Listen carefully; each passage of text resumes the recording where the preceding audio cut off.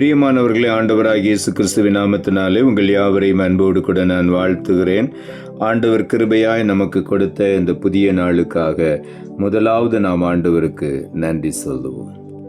பயப்படாதே, பாரில் இப்போதே, திகையாதே, கலங்காதே, திகையாதே, கலங்காதே.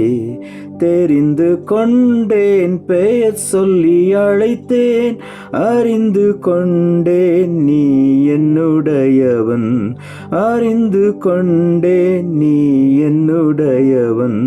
பயப்படாதே, பாரில் இப்போதே, திகையாதே, கலங்காதே, திகையாதே, கலங்காதே. இந்த நாளுக்கென்று ஆண்டவர் கொடுக்கிற ஒரு வார்த்தை மத்தேயு எழுதின சுவிசேஷம் 22ஆம் அதிகாரம் 14வது வசனம். மத்தேயு 22:14. அழைக்கப்பட்டவர்கள் அநேகர், தெரிந்து கொள்ளப்பட்டவர்களோ சிலர் என்றார். இந்த நாளிலே ஆண்டவராகிய இயேசு இந்த வார்த்தையை சொல்லுகிறார். அழைக்கப்பட்டவர்கள் அநேகர், தெரிந்து கொள்ளப்பட்டவர்களோ சிலர் என்றார். அநேகருக்கு அழைப்பு கொடுக்கப்பட்டது. ஆனால் தேவன் தெரிந்து கொள்ளுகிற ஒரு கூட்டத்திலே நாம் காணப்பட வேண்டும் என்று ஆண்டவர் விரும்புகிறார். நாமும் அதை விரும்புவோம். 1 தீமோத்தேயுவின் புஸ்தகம் 6ஆம் அதிகாரம் 12ஆம் வசனம் சொல்லுகிறது, விசுவாசத்தின் நல்ல போராட்டத்தை போராடு, நித்திய ஜீவனை பற்றிக்கொள், அதற்காகவே நீ அழைக்கப்பட்டாய். எதற்காக ஆண்டவர் நம் ஒவ்வொருவரையும் அழைத்திருக்கிறார்? விசுவாசத்தின் நல்ல போராட்டத்தை போராடும்படியாய். விசுவாசம், வேதம் சொல்லுகிறது, உங்கள் விசுவாசமே உலகத்தை ஜெயிக்கிற ஜெயம் என்று. ஆகவே விசுவாசத்தின் நல்ல போராட்டத்தை போராடி அதிலே ஜெயத்தை பெற்றுக்கொண்டு நித்திய ஜீவனை நாம் சுதந்திரித்துக் கொள்ள வேண்டும். அந்த நித்திய ஜீவனை விசுவாசத்தினாலே நாம் பற்றி கொள்ள வேண்டும். அதற்காகத்தான் தேவன் நம்மை அழைத்திருக்கிறார். அழியாத ஒரு ஜீவனை, ஜீவனுள்ளோர் தேசத்திலே நீடூழி காலம் வாழ்கிற அந்த நித்திய வாழ்க்கையை நாம் ஒவ்வொருவரும் பெற்றுக்கொள்ள வேண்டும் என்று ஆண்டவர் விரும்புகிறார். எபிரேயர் புஸ்தகம் 11ஆம் அதிகாரம் 8வது வசனம் சொல்லுகிறது, விசுவாசத்தினாலே ஆபிரகாம் தான் சுதந்திரமாக பெறப்போகிற இடத்திற்கு போகும்படி அழைக்கப்பட்ட போது கீழ்ப்படிந்து தான் போகும் இடம் இன்னதென்று அறியாமல் புறப்பட்டு போனான் என்று இங்கே எழுதப்பட்டிருக்கிறது. நமக்கு நன்றாக தெரியும், விசுவாசிகளின் தகப்பன் என்று அழைக்கப்படுகிற ஆபிரகாமை குறித்து தான் இங்கே எழுதப்பட்டிருக்கிறது. அவன் விசுவாசத்தினாலே சுதந்திரமாய் பெறப்போகிற இடத்திற்கு போகும்படி தேவனால் அழைக்கப்பட்ட உடனே அவன் கீழ்ப்படிந்தான். அழைக்கப்பட்டவர்கள் அநேகர் என்று வேதம் சொல்லுகிறது. ஆனால் சிலருடைய வாழ்க்கை முழுவதுமாக அப்படியே ஆண்டவருடைய அழைப்பின் சத்தத்துக்கு கீழ்ப்படிந்து, ஆபிரகாம் எப்படி கீழ்ப்படிந்தானா, எந்த இடம் என்று ஆண்டவர் சொல்லவில்லை, எந்த இடம் என்று அவன் கேட்கவும் இல்லை. அவன் சொன்ன வார்த்தைக்கு அப்படியே கீழ்ப்படிந்து புறப்பட்டு விட்டான். அறியாமல் புறப்பட்டு போனான் என்று எழுதப்பட்டிருக்கிறது.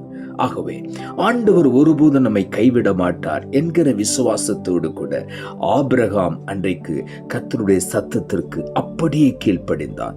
இன்றைக்கும் ஆண்டவர் அதைத்தான் நம்மிடத்தில் எதிர்பார்க்கிறார். அவருடைய வார்த்தைக்கு அப்படியே நாம் கீழ்ப்படிய வேண்டும். ஏன், எதற்கு, என்ன நடக்கப் போகிறது, எதை குறித்து விசாரிக்காதபடி அப்படியே கீழ்ப்படியும் பொழுது ஆண்டவர் நிச்சயமாகவே நம்மை ஆசீர்வதிப்பார். ஆசீர்வதித்து நம்மை மேன்மைப்படுத்துவார். ஆபிரகாமை மேன்மைப்படுத்தின ஆண்டவர் நம்மையும் மேன்மைப்படுத்துவார். அழைக்கப்பட்ட உடனே அவன் கீழ்ப்படிந்தான். இந்த நாளிலே நாம் அழைக்கப்பட்ட கூட்டத்திலே கீழ்ப்படுகிற வேறு பிரிக்கப்பட்ட ஒரு அனுபவத்துக்கு வரும் பொழுதுதான் ஆண்டவர் மேன்மைப்படுத்தி நம்மை உயர்த்துவார். உபாகம புஸ்தகம் 14ஆம் அதிகாரம் 2வது வசனம் சொல்லுகிறது, நீங்கள் உங்கள் தேவனாகிய கர்த்தருக்கு பரிசுத்தமான ஜனங்கள், பூமியின் மீதெங்கும் உள்ள எல்லா ஜனங்களிலும் உங்களையே கர்த்தர் தமக்கு சொந்த ஜனங்களாய் இருக்க தெரிந்து கொண்டார் என்று இங்கு வேதத்தில் சொல்லப்பட்டிருக்கிறது. ஆண்டவருடைய வார்த்தை என்ன சொல்லுகிறது? உங்கள் தேவனாகிய கர்த்தருக்கென்று நீங்கள் பிரித்தெடுக்கப்பட்ட தூய்மையான பரிசுத்தமான ஜனங்கள். ஆண்டவர் சொல்லுகிறார், நான் பரிசுத்தராகையால் நீங்களும் எனக்கு ஏற்ற பரிசுத்தம் உள்ளவர்களாய் வாழ வேண்டும் என்று ஆண்டவர் சொல்லுகிறார். ஆண்டவர் எதற்காக நம்மை தெரிந்தெடுத்தார்? பரிசுத்தமாய் வாழ வேண்டும் என்று சொல்லி. நீங்கள் பிரித்தெடுக்கப்பட்ட பரிசுத்தமான தேவ ஜனங்கள் என்று வேதம் சொல்லுகிறது. பூமியின் மீதெங்கும் உள்ள எல்லா ஜனங்களிலும் உங்களையே கர்த்தர் தமக்கு சொந்த ஜனங்களாய் இருக்கும்படி தெரிந்து கொண்டார்.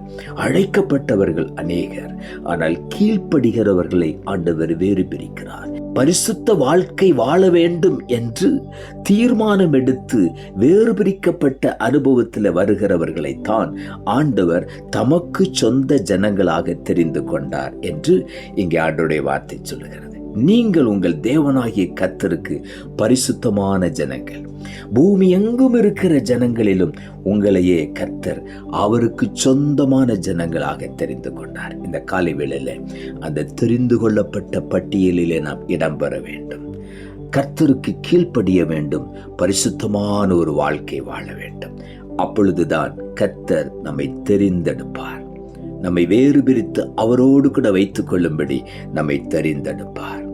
ஆகவே தான் வேதம் சொல்லுகிறது, பரிசுத்தம் இல்லாமல் ஒருவனும் கர்த்தரை தரிசிப்பதில்லை என்று சொல்லி. ஆண்டவர் விரும்புகிற ஒரு பரிசுத்தம், ஆண்டவர் விரும்புகிற ஒரு கீழ்ப்படிதல் நமக்கு இருக்கும் பொழுது அவர் நம்மை தெரிந்து கொண்ட பிள்ளைகளாய் அவரோடு கூட வைத்துக் கொள்ளுகிறார்.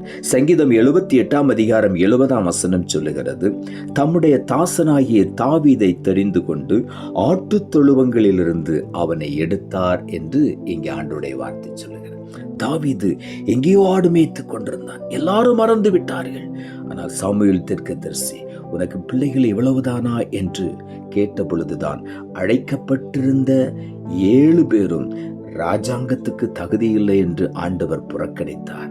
இன்னும் ஒரு மகன் இருக்கிறான் என்பது கடைசியில் தெரிந்தது. அவனை அழைத்து வா என்று சொன்ன பொழுது ஆடுகள் பின்னாலே இருந்த தாவீது அழைத்து கொண்டு வரப்பட்டான். ஆண்டவர் சொன்னார், இவன்தான் நான் தெரிந்து கொண்ட பாத்திரம், இவனை அபிஷேகம் பண்ணு என்று சொல்லி ஆண்டவர் சாமுவேல் தீர்க்கதரிசிக்கு சொன்னார். எங்கேயோ மறக்கப்பட்ட இடத்துல இருந்த தாவீதை ஆண்டவர் தெரிந்து கொண்டார். அவனை அபிஷேகம் பண்ணினார்.